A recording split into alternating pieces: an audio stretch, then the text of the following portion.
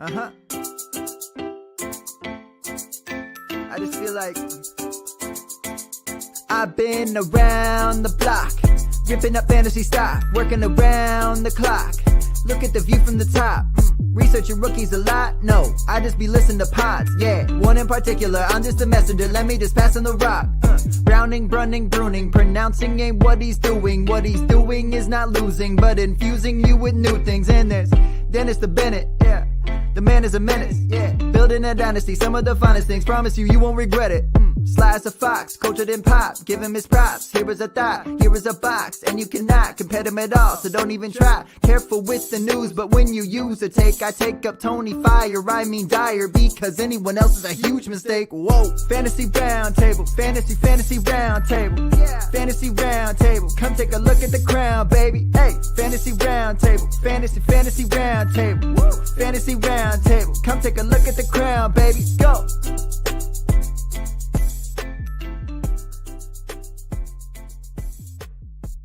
Episode of the Fantasy Football Roundtable podcast. It is Wednesday, which is weird to say because it's been a long time since we've been live on a Wednesday.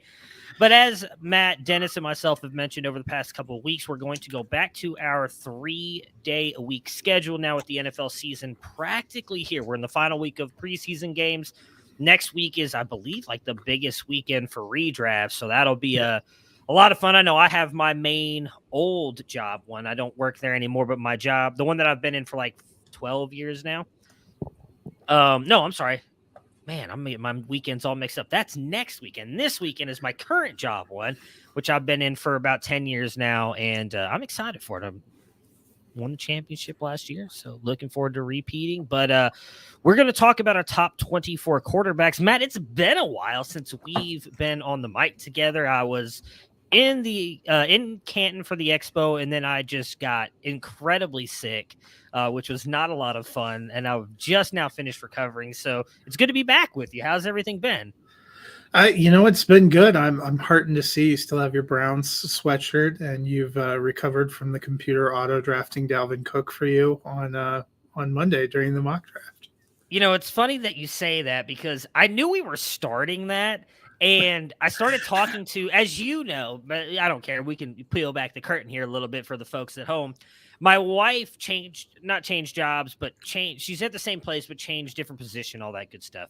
And so she's off on Mondays now. So like, I don't get to spend a lot of time with my wife. So like we were talking about just different stuff that has happened, and we were having a good, and all of a sudden I see a thing pop up on my phone and a tag. I'm like, what? Who tagged me in Discord? Because I'm in another draft as well, in all 22 one, which is fantastic, by the way.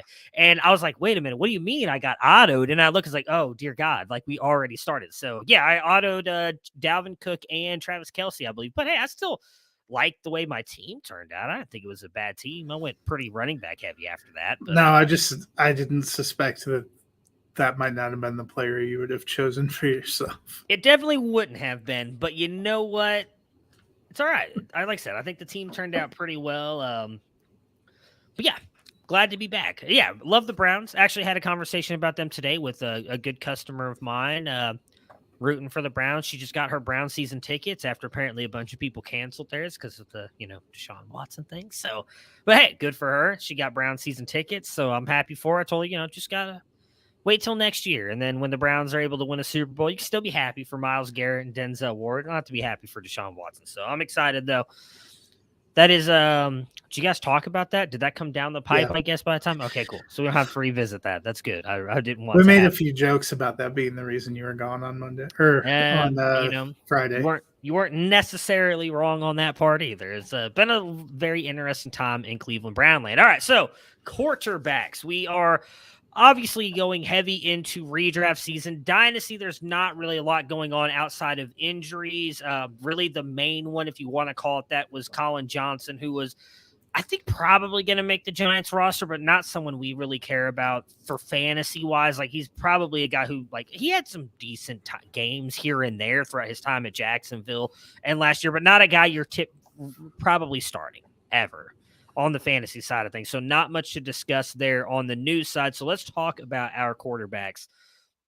Matt, Dennis, and myself put together our top 24 for redraft this year, and Matt pulled a consensus on them. How do you want to start? You want to go from 24 to 1 or 1 to 24? Let's go 24 to 1. 24 to 1. So we're going ascending, right? Yes, ascending. Ascending. Yes. That's okay. That's what I thought. So at 24 comes in as Carson Wentz. Interesting. I will take Mike. Neither of you guys had him in there. So I'll be honest. The top 12, we were pretty close with a lot of, 12 or 13 of them. And then once you get beyond that, it is a lot of radical differences. So here at the bottom, there are a few guys that one or two of us put in and the rest didn't. I have Carson Wentz at 19. You and Dennis didn't have him in your top 24, so that is why his average ends up as a 23, because we factored in a pick of 25 for anyone who didn't appear in somebody's list. I guess I was a lot more excited. Maybe it's because I had to actually do a Commanders preview, and I realized that Carson Wentz was QB 14 last year. We think about it not being a great season, but statistically and fantasy-wise, it wasn't that bad. And I think with Terry McLaurin, Logan Thomas came off PUP, which is a good sign. They have Jahan Dotson. They have J.D. McKissick. I actually think being a mid to low end QB2 isn't out of the realm of possibility. People might be hating on him a little bit too much, unless Sam Howell gets the job. I have not watched a lot of preseason, but I feel like everything I've heard is Sam Howell is not going to be getting that job because he's not been particularly good. I don't hate Carson Wentz. I feel like we talked about, we did the Commanders preview, that he was a good quarterback. Well, I don't think I was actually on. We did the Commanders preview, but I feel like we've talked about him before. And I know that he had a good year last year. As a guy that I would target, I just don't think the Commanders are going to be good, which is why I did not rank him in my top 24. Maybe he has a better season than I'm giving him credit for. He's a guy that I probably, like, looking at my top 24 now, like, he could probably be 24 over Daniel Jones. I just think it's interesting. I had Wentz that I went for. You went with Daniel Jones that none of us had. Dennis, interestingly enough, went with Marcus Mariota, who didn't make it in there either, who he thinks has kind of dual threat ability and has two better weapons with Pitts and London, which that's not necessarily off base either. So one of these three guys will probably end up in the top 24 to choose your own adventure. Well, let's stick with all three of those then, because we've kind of talked about Carson Wentz. Like, I could see it. Let's go to Marcus Mariota, because there's one reason why I did not rank him. Desmond Ridder. Yes, I feel like it may be 100% honest. Maybe I'm letting bias get the best of me here. I feel like he's looked fairly impressive, at least at times in all of these games. I think there's a better shot than none that he plays this year, which is why I did not put Mariota in my top 24. If I knew that Mariota was going to play the entire season, I probably would have put him higher than 24, but I do feel like there's a realistic shot that Ridder gets in at some point. I think Atlanta's going to be bad. We've already seen Drake London get banged up. Their line is not particularly great. A lot of questions about the running game. And also, I think all you need to know about whether you think Mariota is top 24 is a lot of people wanted to make a big thing about the last preseason game. He had a great over-the-top to Kyle Pitts on that Monday night game. Kyle Pitts is running free, wide open down the sideline. That ball is so underthrown, Kyle Pitts almost couldn't catch it because he had to contort his body to get it. And you watch some of the way that Desmond Ridder has thrown and played. I think at some point in time, when Atlanta's trucking toward a top 5 pick, they're going to want to look at Ridder. He's looked good in the preseason. There seems to be a lot of buzz that he's a guy they like in the building, and you already can tell Mariota feels it coming because he's talked about how he wants to mentor him and come alongside him and do all these things. So Marcus Mariota would have to have an otherworldly start to the season, I think, to hold that job all year. Yeah, I agree. I mean, like I said, I've not watched a ton of preseason action, but the stuff I've seen, like Desmond Ridder's throw, and I don't know exactly who it was to, but from everything I saw, it looked like one of the better throws I've seen from him and Mariota combined over in the middle of the field, like perfectly placed in between his receiver was coming across the middle and just in front of the defender, like just a perfect throw. So I do think that he gets on there. What are your thoughts though about Daniel Jones? So that's the one that could. Yeah, go ahead. I think you're right that he could, because he can run and he has some weapons if he gets in good in that Brian Daboll system. I didn't have him as far down as Dennis did. The only thing that scares me is I actually think, you mentioned the Commanders not being good. I don't love the pieces the Giants have. Yeah, so my reasoning on putting Jones there, and I know a couple Giants fans. I'm in a couple Discords with them who just talk about apparently how bad he looks most of the time, not just in preseason games, but I guess there's not a lot of positive stuff coming out of camp about him either. So maybe I'm buying too much into Daboll, but I just feel like he's a good enough offensive coordinator and coach. I know he's not necessarily calling the plays in New York, but I feel like with what Kafka. Yeah, with what he's going to do, I feel like Jones will be relevant enough, and because of the rushing upside, is kind of what I put him there. I feel like these bottom guys can all be mixed around. Like I could easily see the argument for Carson Wentz. If you wanted to put Mitch Trubisky up there, if you think he's going to play most of the season. I feel like there's one quarterback that I ranked that I know you didn't. I don't know if Dennis did. I'll have to scroll through and see if I can find if he did or did not. You're talking about Watson, right? Yes. Yeah, well, Dennis did. He has him all the way down at 35. You probably missed him sitting down there with Drew Lock and Desmond Ridder. I did. Yes. I had him down in the 30s too, and that's not because I don't like Watson. I just think him coming back not until week 13. I'm not sure. I was curious I would love to hear. I see you have him at 19. You must think he's going to have like an otherworldly last 6 games. I do. So I don't know that any of these other quarterbacks below him, you said I have him at 19, right? Yeah, you have him at 19. So if you just go look at like last year's quarterbacks right around the 24 mark, I mean, they were averaging like 13 points a game, roughly, most of those guys in that range.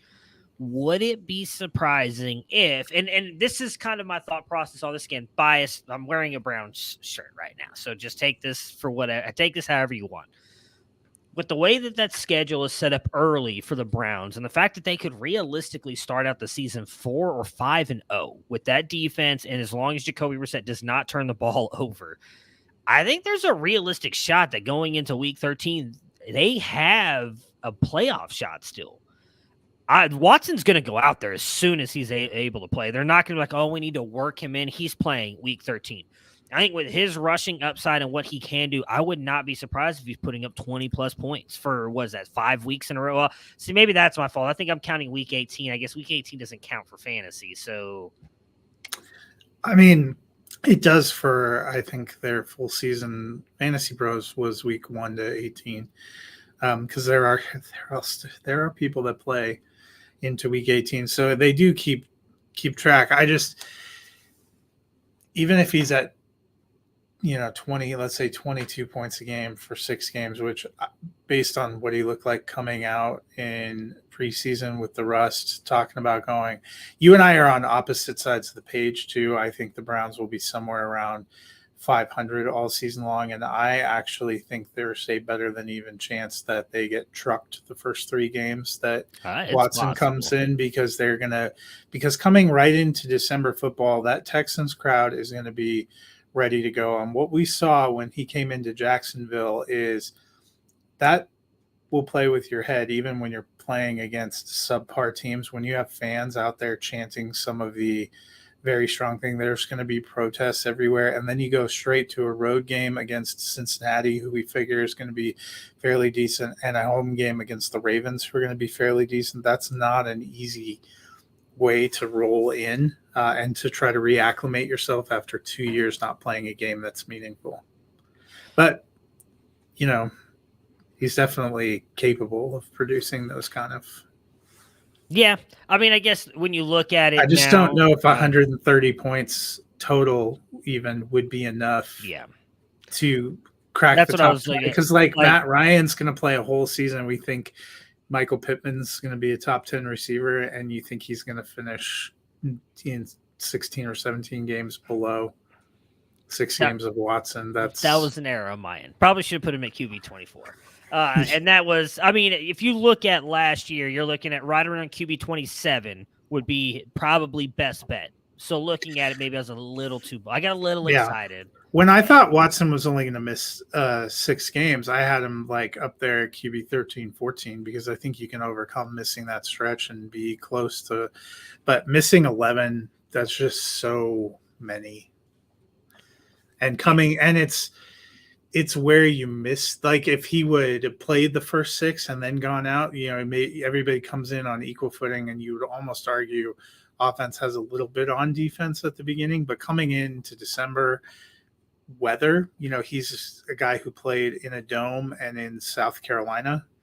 Going into some of these cold weather environments, I don't know.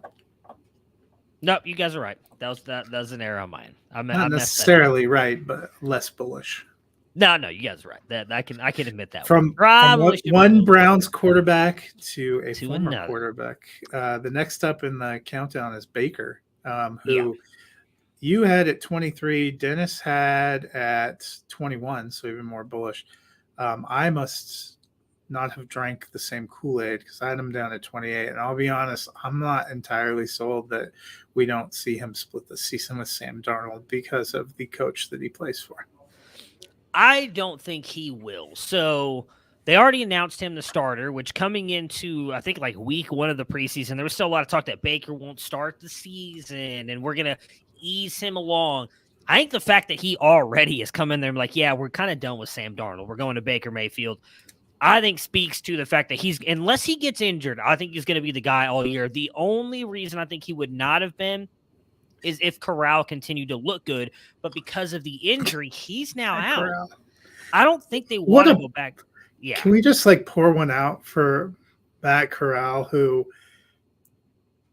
many of us thought was going to be the top quarterback taken coming into the draft, ends up being like the last guy taken in the end of the 3rd round by the Panthers, and then gets a Liz Frank injury. I don't know if we ever see him actually play a meaningful game in the NFL. Yeah, I just don't see him. Liked him. So yeah. I'm not going to give up on Corral just yet. Because I do think he looked good in the limited time he was out there. Obviously, that sucks, Liz Frank injury. But there's also quarterbacks who've been able to come back and play from that. So I believe they said his season's over regardless. So we're not going to see him this year.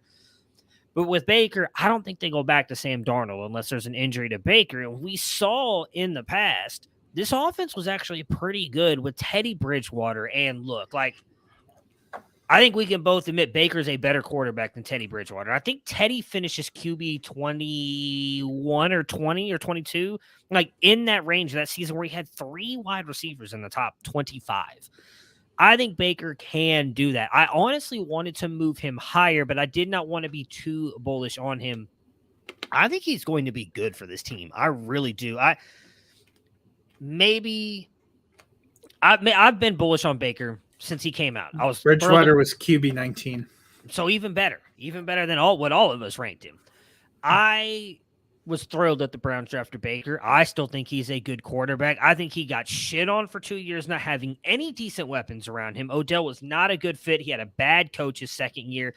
Team completely goes in the shitter. They bring in Kevin Stefanski, move away, in my opinion, from what Baker is good at to go to this run-heavy team. And then last year, he was saddled with 4 or 5 injuries all season long, and they blamed him for the way the season went.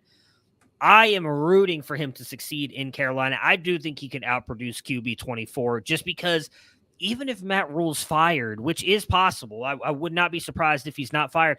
I don't think the new coach is going to come in and they're going to be like, oh, hey, by the way, we're going to go back to Sam Darnold. I think Baker's going to be the guy all season long. So Jesse James, West for President, says Baker will finish top 5 in the MVP race this year, guaranteed. Look, I would be all for it. I made a prediction early on that he would not trade. They would not trade Baker. He would end up taking them to the Super Bowl, lose, but take him to the Super Bowl, and then trading him and moving on with everything going on before the Deshaun Watson stuff happened.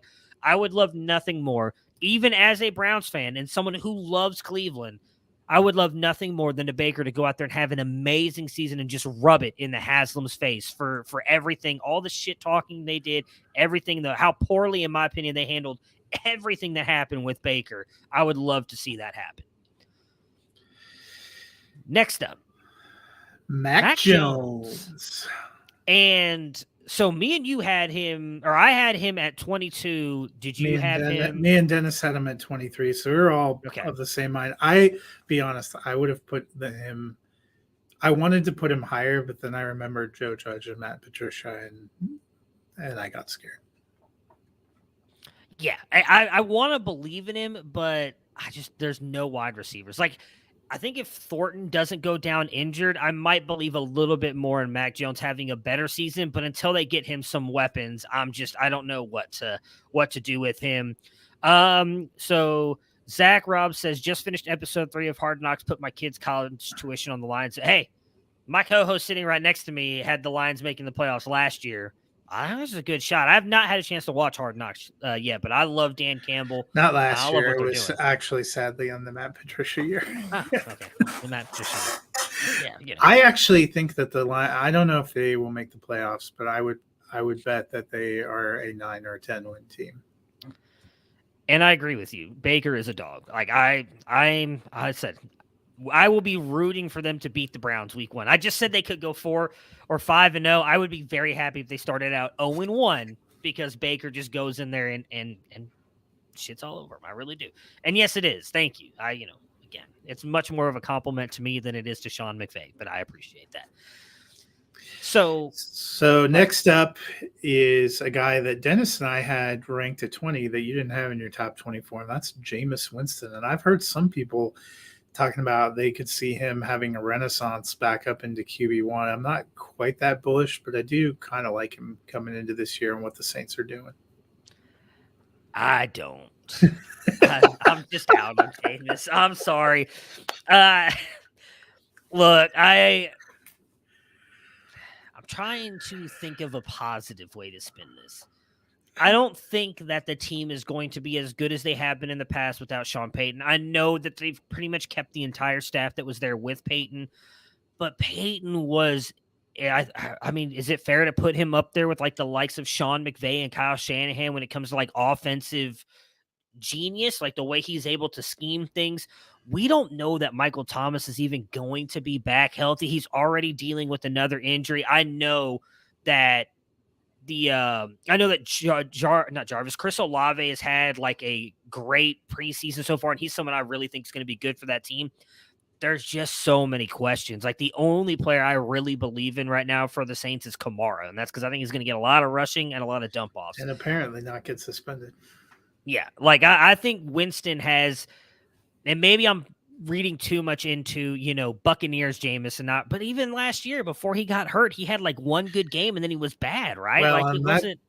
That was the thing they said, like Sean Payton worked really hard to help him reverse that kind of turnover bugaboo, which was what drove him ultimately out of Tampa Bay. If that's gone for good, they do have better weapons. If it's not, I mean, I guess that's the big unknown.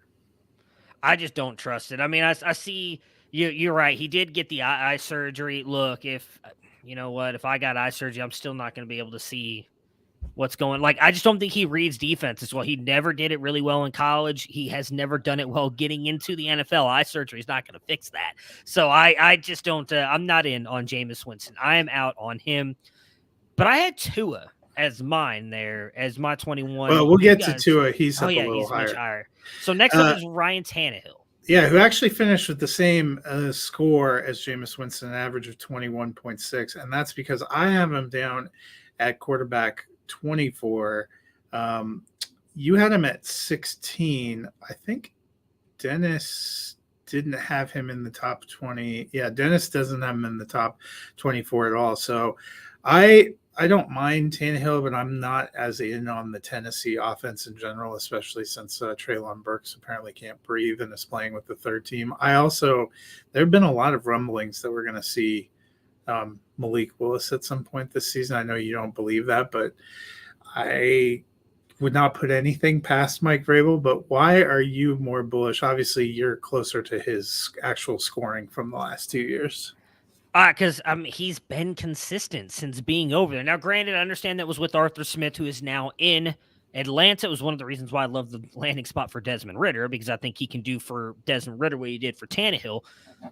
Like, I don't know. Again, I fully admit it. I've not watched a ton of preseason this year, but you know what preseason game I did watch the other day? The Titans game, because I was in the middle of doing a rookie dynasty draft, and we had it on at the party. You know who did not look like QB1, like a lot of people on Twitter were saying? Malik Willis. He did not look good.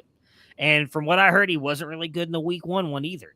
He still tries to get away with the stuff he got away with in college, where he tries to run around and then force the ball across the field. You can't do that in the NFL. Even Patrick Mahomes doesn't go and do that. He's probably the one quarterback who could. I tell you that. Him, Josh Allen, and Justin Herbert, because of their arm strength, could. They don't do it because they know it's not smart. I don't think we see Malik Willis unless Ryan Tannehill gets injured. He's been consistent with not necessarily great weapons around him for the most part. I mean, A.J. Brown's been often injured with Tennessee. Now, when he was on the field, he was an absolute beast. But when he wasn't, they didn't have a lot around him to help him either. I think at the end of the day, Burks will be fine. I'm not expecting him to be the new A.J. Brown as everybody else thinks he does. They have Robert Woods, who I know is coming back from an ACL injury, but he's been good when he's on the field. I think they're going to find ways to get the ball out of his hand quick. He'll use his legs when he needs to, get some rushing touchdowns. At the end of the day, he'll be just like a mediocre QB2, which is kind of where I have him. Like I think he's going to start the whole season, so maybe that's where we differ. I differ from you two, so I'm sure Dennis thinks the same thing, that maybe Malik Willis gets on the field. I think Tannehill plays the whole year. Just because of the rushing upside, he's going to finish decently for fantasy. So right after him is Jared Goff, who comes in at 19 overall, and that's because I had him at 18. Dennis had him at 19. You didn't rank him at all. I'll be honest, I love the weapons in Detroit. This might be part of I love what Dan Campbell's doing. And I think Jared Goff, when he's been given weapons and been given a line, has produced some fairly decent fantasy numbers, even if it didn't always look super successful. He's been one of the guys. He's going ADP wise QB 27. He's been a guy that I think is a sneaky pickup in Superflex. Obviously, you're not quite as bullish.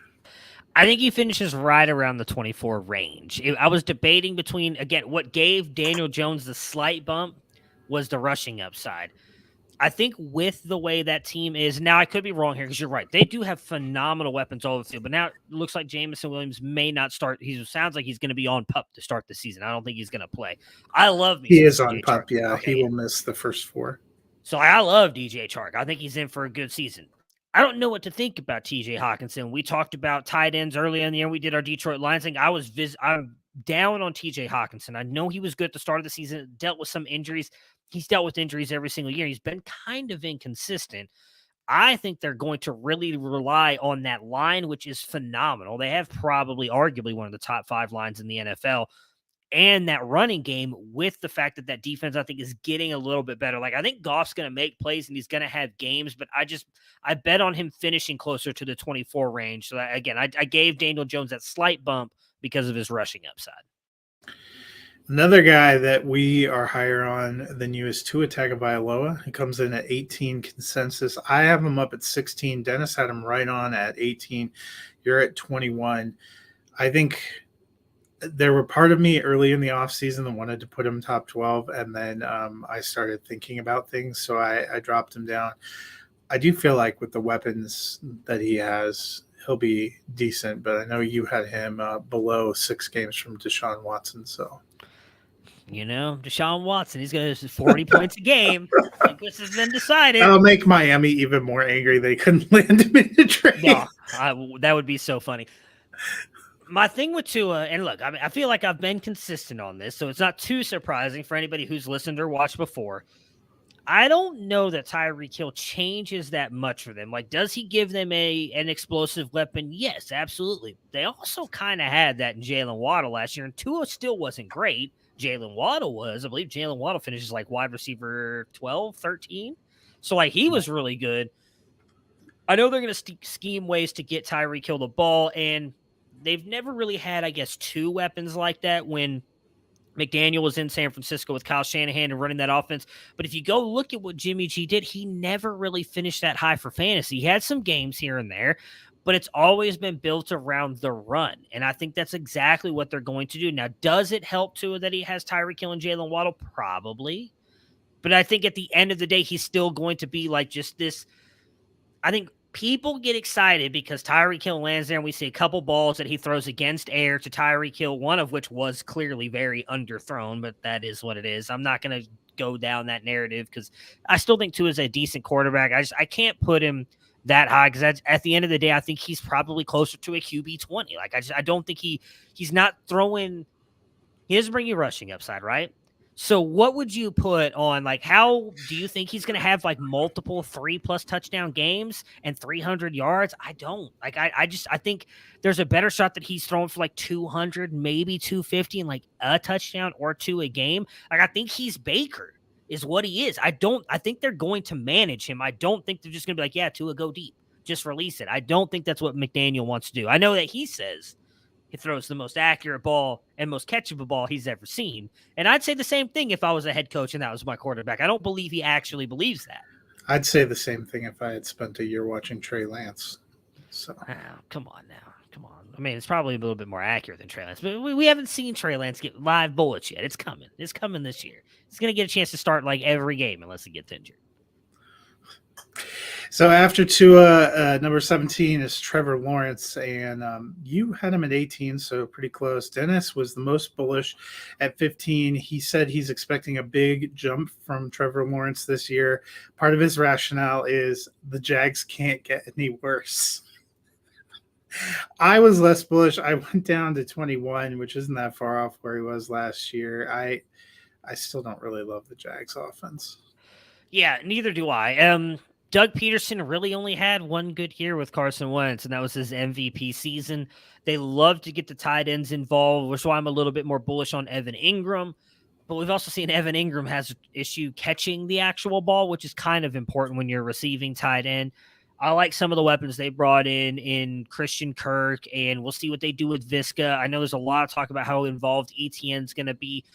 I just don't think that this team is there yet. That's why I raised Lawrence a little bit because I think he's going to have some better games. I think he'll be more improved. In the first half of the season, he was pretty good. That second half, I believe, is where he went like 1 touchdown and like 6 interceptions, I think, or something like that in the last 4 or 5 games. Like, it was bad.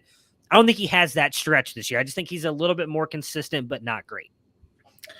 So next up is a guy that we all dearly love, which is Justin Fields coming in at QB 16. You had him at 15. You were the highest. Dennis had him at 17. I'm at 22. That is not a reflection of my love for him. That is a reflection of I think the Bears are horrendous. They don't have a good line.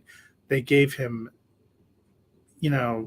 when N'Keal Harry comes to your team and people talk about it as an upgrade to your receiving core, that tells me all I need to know about your receiving core. I'm just hoping Justin Fields stays healthy and doesn't get too tired from running for his life. When he got drafted, I said Justin Fields is the kind of quarterback that lifts everybody around him and can take a team to the playoffs. I don't think that happens this year. I just think Justin Fields is going to take that step forward. He's looked, in my opinion, better. Now, has he held on to the ball a little bit too long at times? Yes. He hasn't looked perfect. Darnell Mooney, though, I think, let's be honest, he was really the only receiver they had last year, too. Allen Robinson just did not want to be there. It was clearly visible. Cole Kmet, I think, is going to be pretty good, too. I think we kind of overlook him because he's at the tight end position. If someone can just slightly step up, I think with what Fields can bring on the ground, and I do think he's going to take a step forward as a passer, I think he's going to have a good year. Again, a lot of that coming from his rushing upside. He's a guy who could easily get you 100+ rushing yards in any game because he's that good of an athlete. Next up, and I'm still fuming at you guys for making me be the apologist for this player, is Kirk Cousins coming in at 15. You had him way down at 17. Dennis had him at 14. I apparently am the Kirk Cousins lover now. I have him at 12.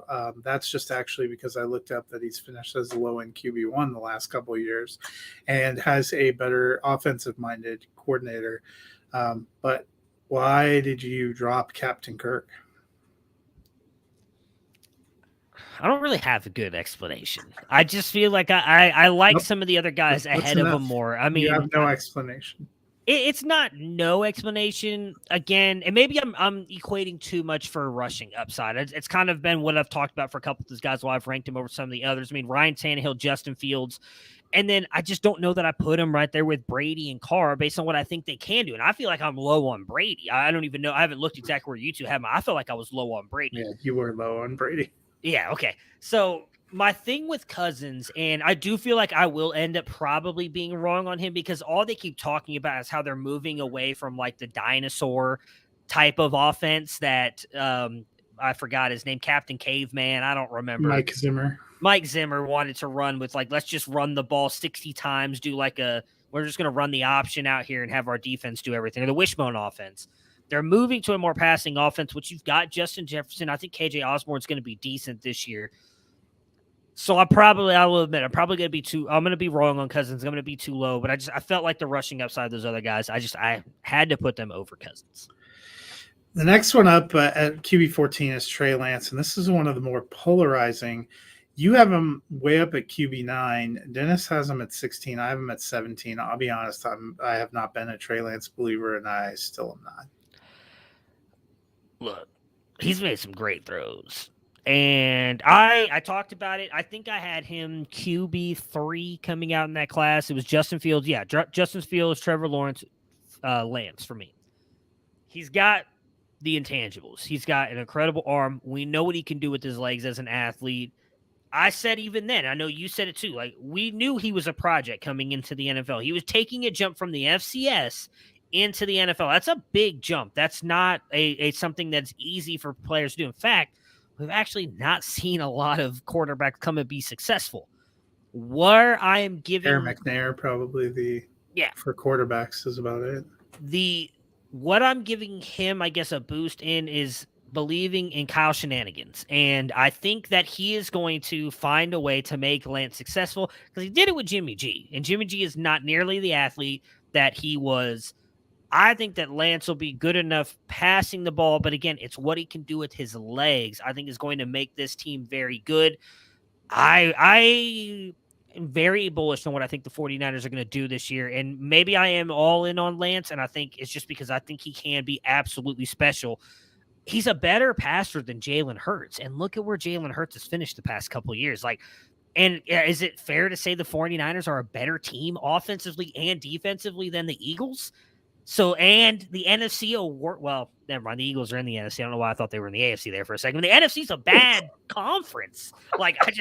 I really think Trey Lance is going to be in for a good season. Next up, QB 13, just on the cusp of QB1 range, is Derek Carr, and we're all relatively close. You were the lowest at QB 13, which is where he ends up. Dennis had him at 12. I had him at 11. His consensus number is 12. I like Devontae Adams, Hunter Renfrow, Darren Waller, those pieces. I've likened it before. I won't rehash that to some of the offensive setups that we've seen from McDaniels in the past. I'm not a huge Raiders stan, and I'm not sure the Raiders are going to be great as a team, but I think Derek Carr is going to be just fine. Yeah, I think at this point, when you're talking about QB 13, like that sounds bad because he doesn't finish as a QB 1, but I put him there because I think he's going to have a magnificent season. Like if you look at what QB 13 was last year, it's 255 points.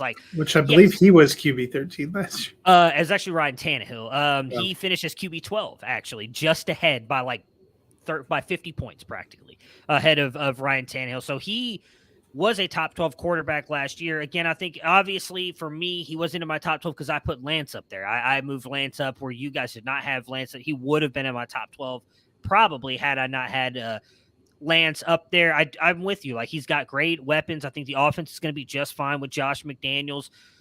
But I don't know that he's going to bring in like one of these top guys. And again, outside of Trey Lance, like I can't move him over any of those other guys. I think they're all just going to be better teams around. Like there's not one team ahead of him for me that I think is going to be a worse team. Maybe one, and that would be Rain Dakota Prescott. Maybe the Cowboys are worse than the Raiders. Everybody else on that list, though, for me, like I think all those teams are going to be better. So I went with the better quarterbacks. So QB 12, breaking into our QB 1 range, is old man Tom Brady. And I had him at 10. Dennis had him at 11. You had him way down at 14. Why do you hate Tom Brady?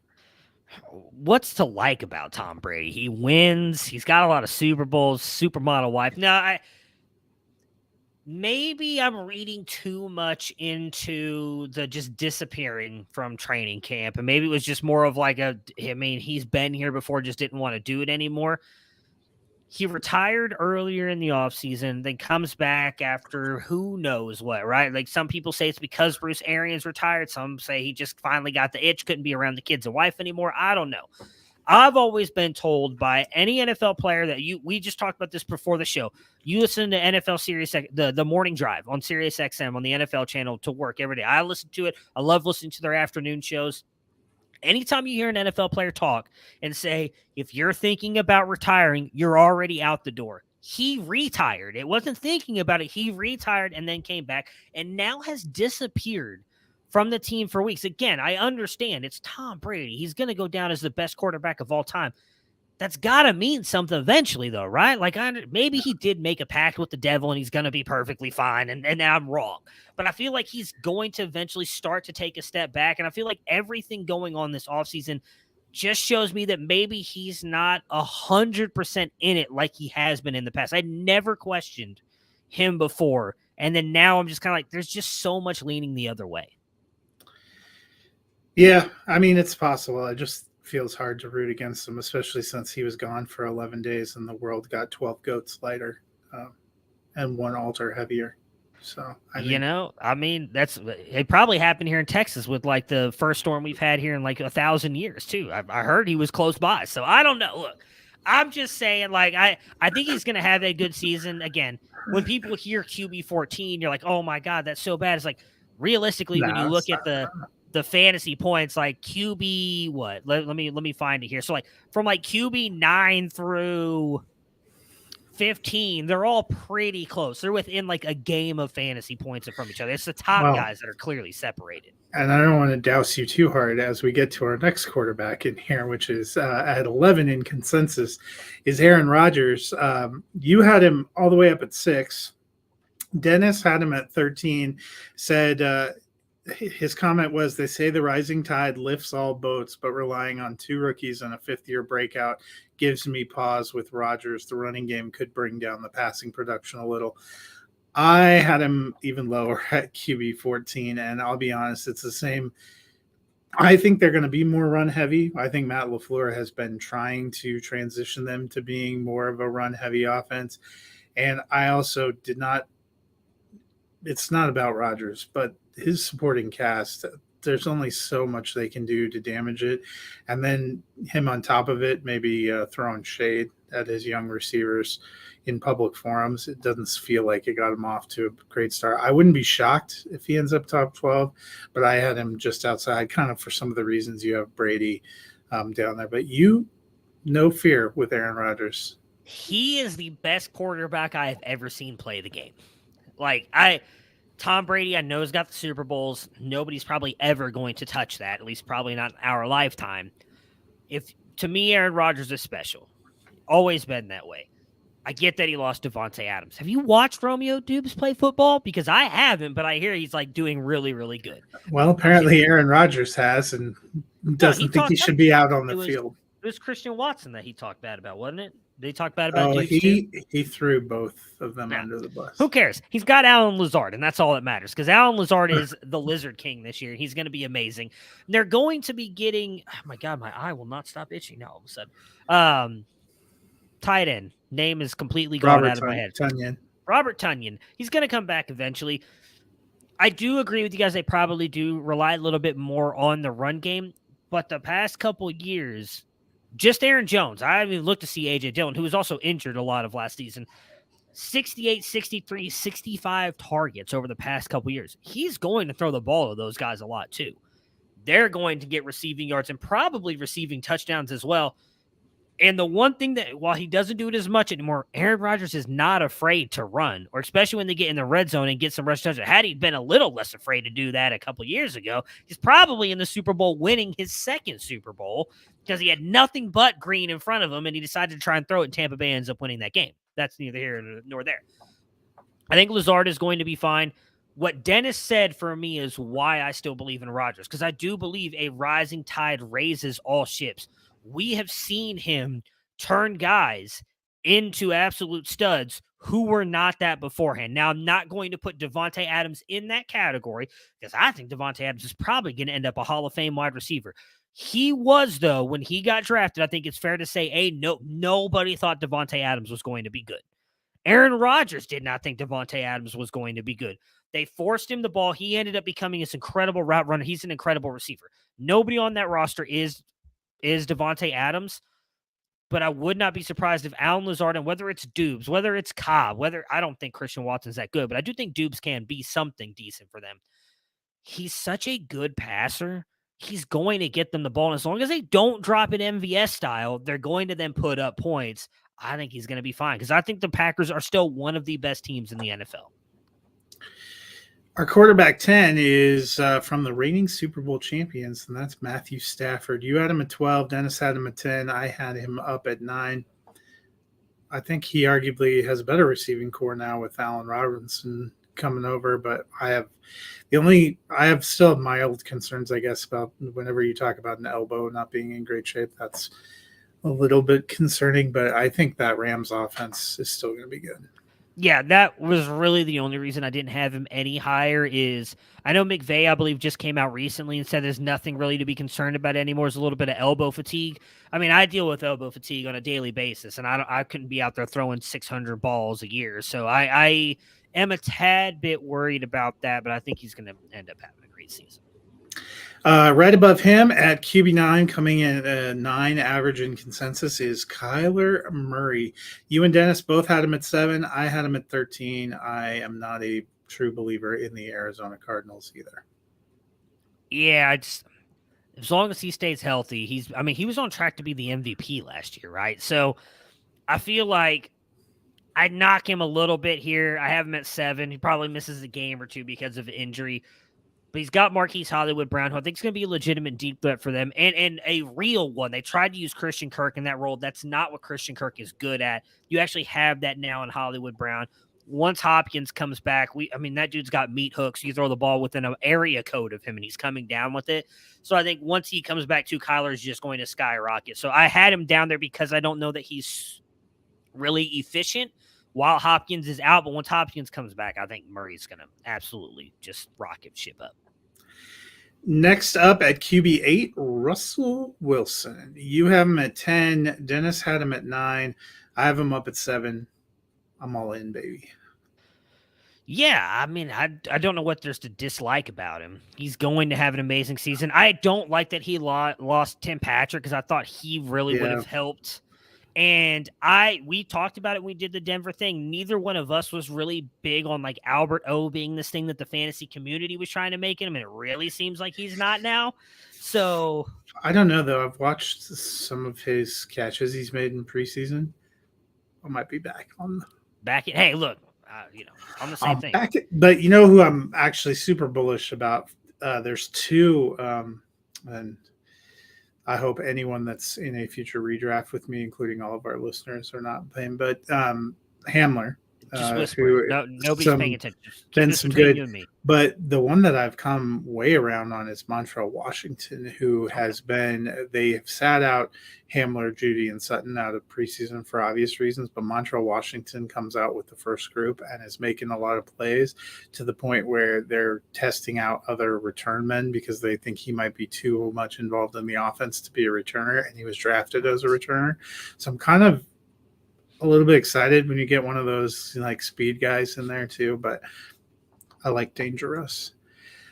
The next one at QB7 is your personal favorite. We'll call him by, what is it? Is it Dakota Rain? Rain Dakota Prescott. Rain Dakota Prescott. You have him all the way QB11. Dennis has him at 8. I'm at 6. Dallas, I wish I knew how to quit you. That's why that I'm going to end up being right on this, because you love the Cowboys and Dennis loves himself some Dak. I have serious concerns. I wish I didn't. I know. Like, I have some serious concerns about what this offense is going to be. It's CeeDee Lamb and who? I feel like I should not have grown up with my formative years in the 90s where I could watch all those fun Dallas Cowboy games in the Super Bowl, because I got tangentially roped into a sad fandom. It happens everywhere. That's why they're quote-unquote America's team. Anyways, they're not. The Cleveland Browns are, but that's besides the point. I don't know. What's more American than getting your hopes up and then crushing them against the rocks? That's a good point. Nothing. I have some serious concerns about this offense. I mean, Gallup, there's rumors he won't be back until possibly November at that point. Like, it's just the Washington injury was a real blow too. I have some hopes for Noah Brown, and I'm just going to go back to I watched him at Ohio State. Don't have. You're falling into the Cowboys narrative by the getting your hopes crashed. The real thing is, I've been on the Dalton Schultz train for 3 years now, and finally that perseverance paid off. I still think there's an outside chance he's tight end 1, because that dude's going to get hammered with 140 or 150 targets, and so is Lamb. And I actually think this is probably good news for both running backs, because then Zeke can continue to pound it, and they'll use Pollard a lot more as like that slot and screen games to vault up the value. Yeah, I mean, look, I agree with you on Schultz. I think he's in for an amazing season, and I do think that Lamb's going to be as well. But TJ Vasher, Kevontae Turpin, who I know had like 2 returns, and so now he's like a fantasy superstar. Jalen Tolbert, Dennis Houston. Dennis who? Like, who the hell is Dennis Simi Fehoko? Simi Fehoko. I'm sorry. Dontario Drummond, I saw him at Ole Miss. He's not that good. Let's stop pulling tears out of my eyes. Yeah, it's not like it's more of I just don't know what this like. I legitimately think what you mentioned is a good thing for Zeke and Pollard is what I think they're the guys that I want to bet on for the Cowboys this year. So the next one is his NFC East rival, which is Jalen Hurts, coming in at QB6 in consensus. And I have to say, I have a bone to pick with you guys, because 3 months ago, I was the highest on Jalen Hurts. And somehow you guys have dropped me to being the lowest at QB8. Wow. Dennis has come all the way around. He was talking about the Eagles being Super Bowl contenders the other day. He has them at 6, and you have them up at 5. So I think we all have come around. You weren't out the same way. Dennis is the one that Dennis was like Jalen Hurts doesn't deserve to be in the NFL. The CFL's calling. I like Hurts. I know, but I don't know how I went from being the highest on him to the lowest, and the lowest on Kirk Cousins to the highest. I feel like you guys are punking me. No, so my thing, and I'm not trying to make a direct comparison here, but we talked a lot about it on me and you were on the draft day stuff. We talked about it with Jared Palmgren and Mike Valerie, who were on our team as well. We were talking about the A.J. Brown trade. Again, I'm not making the comparison that Jalen Hurts is Josh Allen. He is not. But I do think A.J. Brown can do for that offense what Stephon Diggs did for that Buffalo Bills offense, which I think helps him as a passer, and we already know what he can do with his legs. I mean, he's finished up here every single year, and I feel like he's gotten a tad bit better. He's never going to be the most efficient passer, but he's gotten a tad bit better every single year. If he just continues to get a tad bit better, I think this Eagles team is going to be a little bit better, so I'm all in. Number 5, Joey Burrow, and I have him the highest. I have him at QB4 because I'm excited. Dennis has him at 5. You're a little bit lower at 8, but I think we all love the weapons he has. Probably, I'm guessing you have him a little bit lower because he's not a runner. Yeah, that, and I want to see that offensive line be better. I know that they've done a lot to improve it. They did secretly put a lot of effort into their well, not secretly, but they did put a lot of effort. I will give them props for that. They did, and so I do think that he can have a good season. I mean, he finished just QB5 last year. The other thing, and why I dropped him a little bit, was it's real. I know it's not something you can quantitate in actual analysis. There's legitimately been a Super Bowl hangover for the team that I think the Chiefs is really the only one that's gone back and then won it. Am I correct there?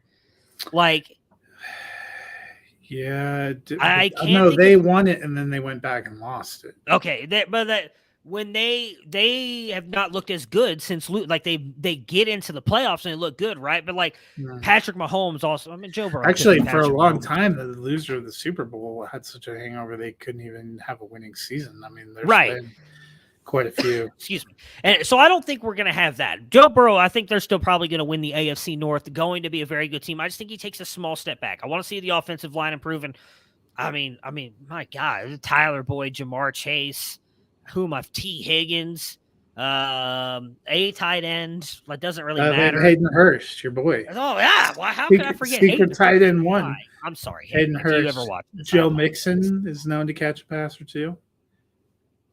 I'm sure just a small step back. Small step back, not a big one.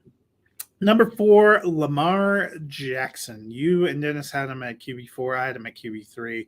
I think the rushing upside, and I would imagine he will probably run a fair amount because that receiving core. Shot Bateman, Mark Andrews. That's all that matters. And Isaiah Likely's now tied in one, apparently, because of one good game. Look, there's only one thing I have to say about Lamar Jackson. One thing. You guys know that this is where he's going to finish because I've nailed his projection the past couple of years perfectly when he was good. And I said that he was going to take a big step back, and he did. I'm pretty sure I actually nailed his exact spot. And I'm back in on him again this year because I agree with you. He's going to run a lot. I think he's going to pass the ball a decent amount. It could possibly be a contract year for him. He has not signed an extension. I think he's in for a big year. I think the Ravens and Lamar are going to have a really good year.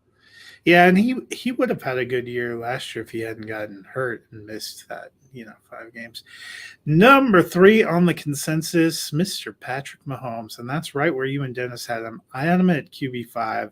I do not dislike the talent. I'm not a Patrick Mahomes hater. I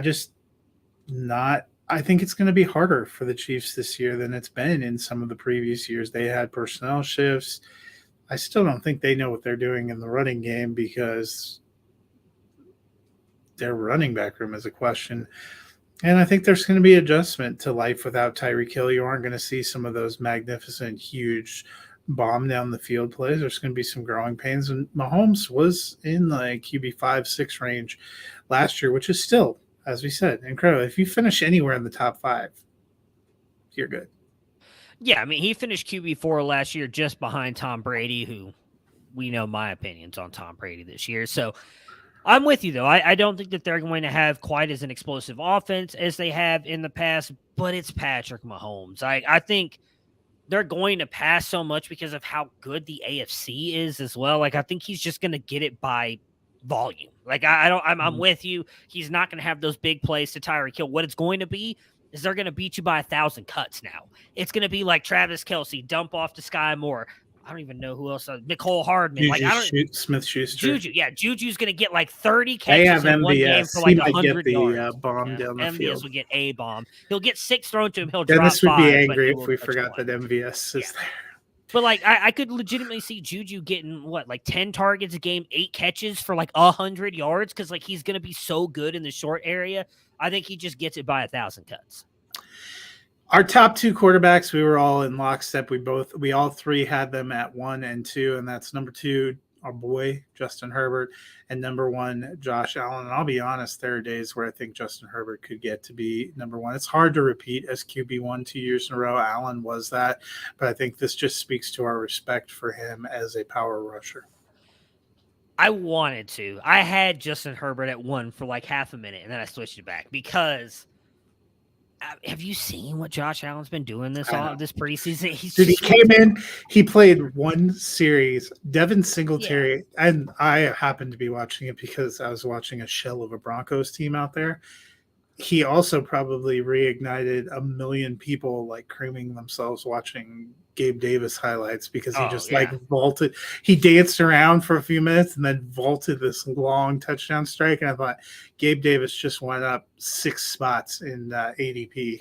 Oh, I mean, I'm in a 24-team auction right now. When that play happened, Gabe Davis went from like $30 in the auction to $92 that quick. Like, it was one of those things where that's the only reason I feel like after the way, in my opinion, everybody has, I'm sure, their own opinions on overtime. In my opinion, the Bills were the better team that day. They got screwed. I think they actually win the Super Bowl if they go there and play the Rams. I think Josh Allen is a man on a mission this year. Would not be surprised if Herbert outscores him, but I just feel like Josh Allen's going to do everything he can to get back to Super Bowl, and that includes just going lights out this year in the season. I think he's in for a huge. And Ken Dorsey doesn't seem to be missing a step as a play caller, taking over. Agreed, and that was my biggest concern when it happened, because we were all like, "Oh, well, Brian Daboll." Ken Dorsey is not Brian Daboll, but it doesn't. Like, I mean, again, it's preseason, so take whatever you want from that. I'm looking at it as like, he doesn't look like he's literally nothing has changed from that last game against the Chiefs in the AFC Championship to right now in the preseason. Like, he's phenomenal. He's probably the best quarterback in the league right now. So I'll do a quick recap. QB1 consensus. These are all our consensus rankings. QB1, Josh Allen. 2, Justin Herbert. 3, Patrick Mahomes. 4, Lamar Jackson. 5, Joe Burrow. 6, Jalen Hurts. 7, Dakota Prescott. 8, Russell Wilson. 9, Kyler Murray. 10, Matthew Stafford. 11, Aaron Rodgers. 12, Tom Brady.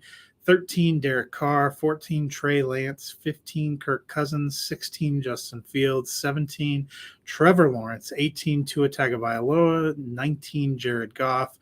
20, Ryan Tannehill. 21, Jameis Winston. 22, Mac Jones. 23, Baker Mayfield. And 24, Carson Wentz. All right, so that will do it for us today. We'll be back on Friday. Dennis will be back with us, and we're going to be talking about our top 24 running backs. Yep, top 24 consensus running backs. All right. Well, everybody, we will talk to you guys again soon. Have a great